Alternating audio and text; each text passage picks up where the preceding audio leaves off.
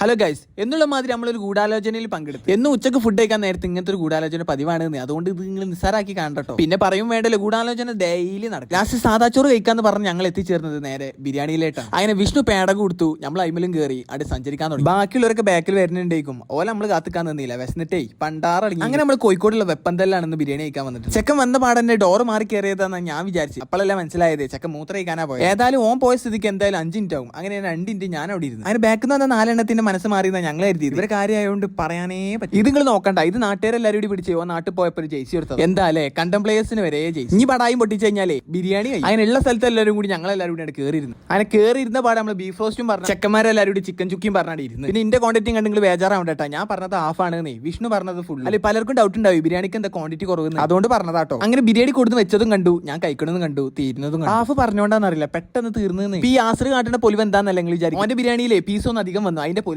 ഓനി. അങ്ങനെ അവിടുന്ന് ബിരിയാണി വെച്ച് നമ്മൾ അവിടുന്ന് ഇറങ്ങി. 5-ാം മൂവിയിൽ സൂര്യ ഒരു ഈർക്കിളിയും വെച്ച് തൊള്ളിയിലിട്ട് ആട്ടണില്ല. ആ മാസം കാണിക്കാനാന്നറിയില്ല, അവിടുന്ന് ഈർക്കിലിട്ട് തൊള്ളിയിലിട്ട്. പിന്നെ കോഴിക്കോട് ടൗണിൽ ഇറങ്ങി ഞങ്ങൾ പറയും വേണ്ടല്ലോ, ബ്ലോക്ക് കൊണ്ട് പിന്നെ 5 കളി. അങ്ങനെ ചെക്കന് ഫോൺ നോക്കണം എന്ന് പറഞ്ഞാൽ 5G സ്റ്റോർ. അതിന്റെ ഉള്ളിൽ കയറി പോയ സൈഡിൽ നിന്ന് ഫോൺ നോക്കണോണ്ട് ഞാൻ ആപ്പിളിന്റെ മൂട്ടിലിട്ട് വീഡിയോ എടുക്കണം. അങ്ങനെ അതെല്ലാം കൂടി കഴിഞ്ഞ് വൈകുന്നേരം ഒന്ന് പടത്തിന് ഇറങ്ങി. അതല്ല ഞാൻ ചിന്തിക്കണേ, എന്നും നമ്മൾ ഇറങ്ങുമ്പോൾ മാത്രമേ ഈ ബ്ലോക്ക് ഉള്ളൂ. അല്ലെങ്കിൽ ഇന്നെ പറഞ്ഞാലും അതിൽ 6:15 പടത്തിന് ഞാൻ 6:10 പോണേ. അങ്ങനെ ഓടി ചാടിയിട്ടാണെങ്കിലും നമ്മൾ ഓട്ടോറിക്ഷക്കാരൻ അവിടെ എത്തി. അങ്ങനെ കറക്റ്റ് ടൈമിനെത്തിനോട് പടം കാണാം. വലിയ ഒരു പോക്കോണും പറഞ്ഞു. അങ്ങനെ അതും കഴിച്ച് പടം കണ്ട അവിടുന്ന് ഇറങ്ങി. ബാക്കി പിന്നെ